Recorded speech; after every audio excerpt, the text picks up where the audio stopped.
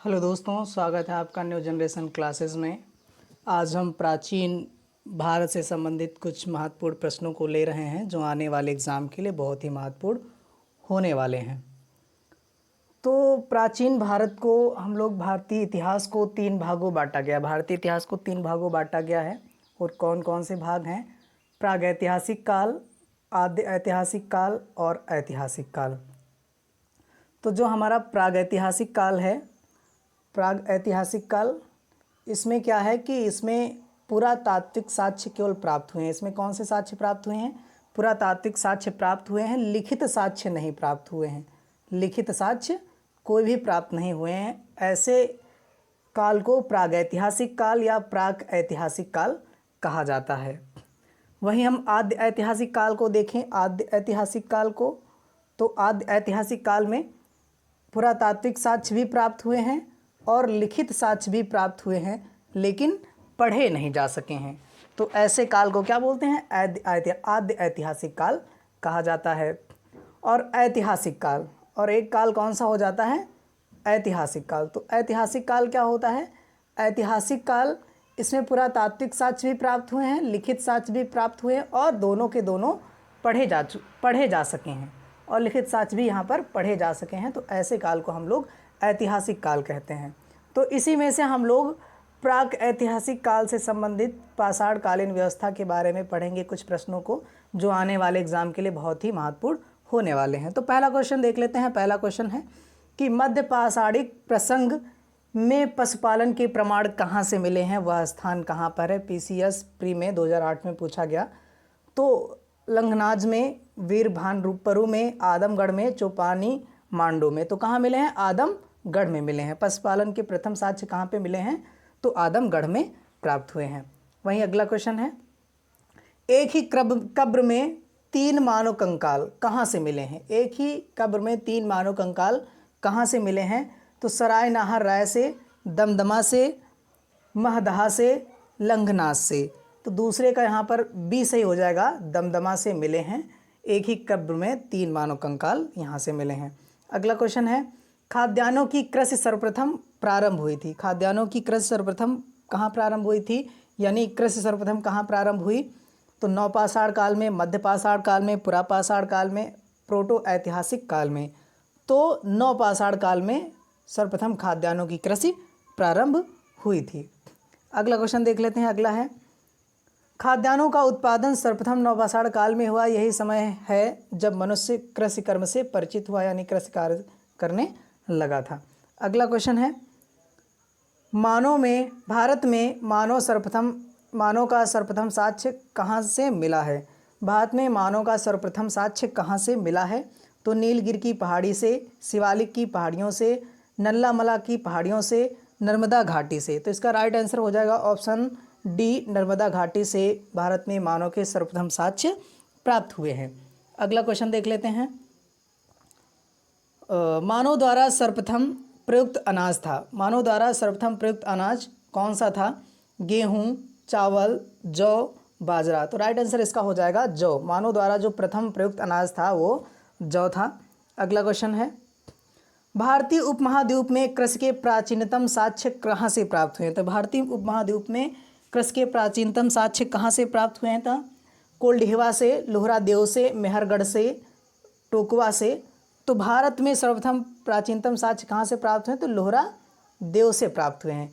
वहीं कृषि के प्राचीनतम साक्ष्य अगर पूछ लिया जाए तो मेहरगढ़ से प्राप्त हुए हैं। मेहरगढ़ कहाँ है? बलूचिस्तान में है, जबकि लोहरा देव भारत में स्थित है। अगला क्वेश्चन है ना, नवीनतम खोजों के आधार पर भारतीय उपमहाद्वीप में प्राचीनतम कृषि का साक्ष्य स्थल उत्तर प्रदेश के संत कबीर नगर में लोहरा देव में प्राप्त हुए हैं, जबकि मेहरगढ़ कहाँ पड़ता है? बलूचिस्तान में पड़ता है। अगला क्वेश्चन है, भारत में पशुपालन कृषि के प्राचीनतम साक्ष्य कहाँ से प्राप्त हुए? अंजिरा से, दम्ब सदात से, किली गुल मोहम्मद से, मेहरगढ़ से। तो 7 का हो जाएगा डी, मेहरगढ़ से। तो 7 का ऑप्शन डी से हो जाएगा, मेहरगढ़ से भारत में पशुपालन के साक्ष्य प्राप्त हुए हैं। अगला क्वेश्चन है, उस स्थल का नाम बताइए जहाँ से प्राचीनतम स्थायी जीवन के प्रमाण मिले हैं। प्राचीनतम स्थायी जीवन के प्रमाण कहाँ से मिले हैं? धोलावीरा से, किले गुल मोहम्मद से, कालीबंगा से, मेहरगढ़ से, तो 8वें का यहाँ पर ऑप्शन डी सही हो जाएगा, मेहरगढ़ से प्राप्त हुए हैं। अगला क्वेश्चन है, निम्नलिखित में से किन स्थानों में मध्यपाषाण काल में पशुपालन के प्रमाण मिलते हैं? तो मध्यपाषाण काल में पशुपालन के प्रमाण कहाँ से मिलते हैं? तो औदे से, बोरी से, बागोर से, लखनिया से। तो 9 का सी हो जाएगा, बागोर राजस्थान से मिले हैं। बागोर कहाँ पड़ता है? राजस्थान में मिलता है। अगला क्वेश्चन है, मध्यपाषाण काल, इसी में देख लेते हैं, थोड़ा एडिशनल जानकारी है। मध्यपाषाण काल से पशुपालन के साक्ष्य प्राप्त होने लगते हैं। पशुपालन के प्रारंभिक साक्ष्य मध्य प्रदेश के होशंगाबाद के निकट आजमगढ़ पुरास्थल और राजस्थान के भीलवाड़ा जिले के बागौर से मिले हैं। अगला क्वेश्चन है, निम्नलिखित में से किसको चालकोलिथिक युग भी कहा जाता है? किसको चालकोलिथिक युग कहा जाता है? पुरापाषाण काल को, नवपाषाण काल को, ताम्रपाषाण युग को, लौह युग को? तो ताम्रपाषाण युग को कहा जाता है। चालकोलिथिक किसको कहा जाता है? ताम्रपाषाण काल को कहा जाता है। अगला क्वेश्चन है, निम्न में से किस एक पुरास्थल से पाषाण संस्कृति से लेकर हड़प्पा सभ्यता तक के सांस्कृतिक अवशेष प्राप्त हुए हैं? तो कहाँ से प्राप्त हुए हैं? आमरी से, मेहरगढ़ से, कोटदीजी से, कालीबंगा से। तो 11 का यहाँ बी सही हो जाएगा, मेहरगढ़ से प्राप्त हुए हैं। अगला क्वेश्चन है क्वेश्चन नंबर 12, नवदा टोली का उत्खनन किसने किया था? नवदा टोली का उत्खनन किसने किया था? के.डी. वाजपेयी ने, वी.एस. वांकड़ ने, एच.डी. सांकलिया ने, मार्टिमर हीलर ने। तो राइट आंसर ऑप्शन सी हो जाएगा, एच.डी. सांकलिया ने किया था। अगला क्वेश्चन है, तो नवदा टोली जो कहाँ पड़ता है? मध्य प्रदेश में पड़ता है। इसका उत्खनन दक्कन कॉलेज के पूना के प्रोफेसर एच.डी. सांकलिया ने किया था। अगला क्वेश्चन है, नवदा टोली किस राज्य में अवस्थित है? तो नवदा टोली किस राज्य में अवस्थित है? मध्य प्रदेश में है। इसकी व्याख्या ऊपर वाले क्वेश्चन की हम लोगों ने देख ली थी। तो राइट आंसर इसका हो जाएगा मध्य प्रदेश।